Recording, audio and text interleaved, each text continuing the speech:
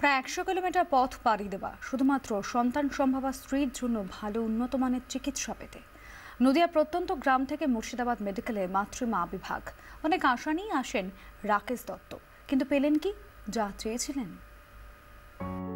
প্রথম সন্তান আসছে, তার জন্য স্বপ্ন বোনা, এই করবেন সেই করবেন, কত না প্ল্যান।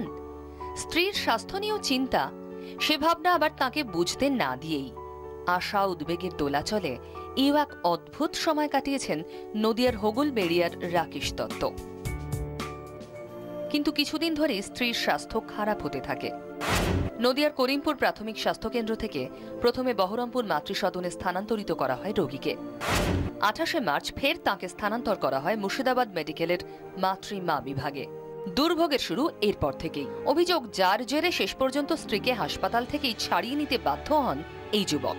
সরকারি হাসপাতাল থেকে বেসরকারি নার্সিংহোমে নিয়ে চলে এসেছেন তার স্ত্রীকে। অভিযোগ যে গত মঙ্গলবার তিনি ভর্তি করেছিলেন মাতৃসদন হাসপাতালে অত্যন্ত পেটের যন্ত্রণা অনুভব করার পর, কিন্তু তারপর দুদিন কেটে গেলেও কোনো রকম চিকিৎসা পরিষেবা সরকারি হাসপাতালে পাননি। সকাল 10টার সময় দেখেছে, তারপর সারাদিন কেটে গেছে, কোনো ডাক্তারবাবু কাছে যায়নি বা খোঁজ নেয়নি বা কোনো কিছু দেখাশোনা কোনো রকম নাই। সিস্টারকে বলছে যখন জোর ব্যথা হবে তখন বলবে, যখন জল ভেঙে যাবে তখন বলবে, তার আগে কোনো স্টেপ নেব না। ভর্তি করিয়ে ফেলে রেখে দেওয়ার অভিযোগ সরকারি হাসপাতালের মাতৃমা বিভাগে। এদিকে বেসরকারি নার্সিংহোমে স্ত্রীকে আনার পরই মিলল প্রায় সঙ্গে সঙ্গে অপারেশনের নিদান। সিজার করতে হবে। হ্যাঁ, আজকে এবং